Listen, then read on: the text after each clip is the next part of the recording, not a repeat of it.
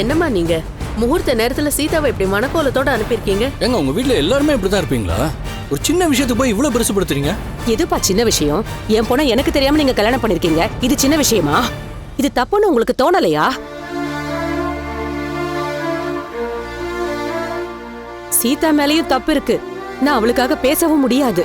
நீங்க உங்க அம்மா கிட்டயாவது சொல்லிருக்கணுமா வேண்டாமா? பெத்தவங்கன்னா உங்களுக்கு அவ்வளவு இளக்காரமா போயிடுச்சா?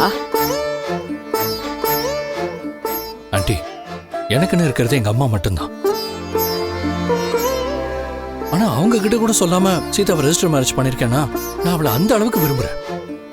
எனக்கு அவ கிடைக்காம போயிடுவாளுங்கிற பயத்தால தான் நான் இந்த முடிவு எடுத்தேன். ஆனா ரெஜிஸ்டர் மேரேஜ் பண்ணிட்டு நான் ஒன்னும் ஏமாத்தலையே. ஊரறிய தானே கல்யாணம் பண்றேன். அட்லீஸ்ட் மாமா மேரேஜுக்கு ஒத்துக்கிட்ட சமயத்துல சொல்லியிருந்தா கூட மாமாவை சமாதானப்படுத்தி இருக்கலாம். சத்யா, இப்படி பண்ணிருக்கலாம் அப்படி பண்ணிருக்கலாம்னு பேசுறதுக்குலாம் இப்ப டைம் இல்ல. சீதா இப்ப எங்க இருக்கா? அவளை உடனே வர சொல்லு. கால் பண்ண எடுக்கல, அக்காக்கும் பண்ண எடுக்கல. முதல்ல அவ எதுக்கு இங்க இருந்து வெளியே போனா? சீதாவுக்கும் எனக்கு கல்யாணம் ஆயிடுச்சுல. இப்பவே நான் அவளுக்கு ஹஸ்பண்ட் ஆயிட்டேன். என்கிட்ட சொல்லாம எப்படி போனா?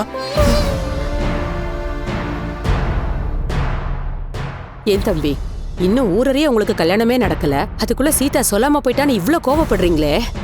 என் மாப்பிள்ள கூட மீனாவுக்கு கல்யாணம் ஆகி 1 வருஷமா வாழ்ந்துட்டு இருக்கா. அவருக்கு தெரியாம அவ இப்படி பண்ணது அவருக்கு எவ்வளவு கஷ்டமா இருந்திருக்கும். அத கொஞ்சம் யோசனை பண்ணி பாத்தீங்களா?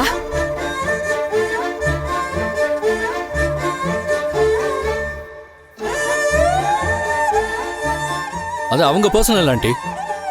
எல்லாரும் வெயிட் பண்றாங்க. இப்ப என்ன சொல்லட்டும்? சீதா வர சொல்லுங்க. அவ வர்றது முக்கியம் இல்ல, எனக்கு எங்க மாப்பிள்ள வரணும். அவர் இல்லாம இந்த கல்யாணம் நடக்காது.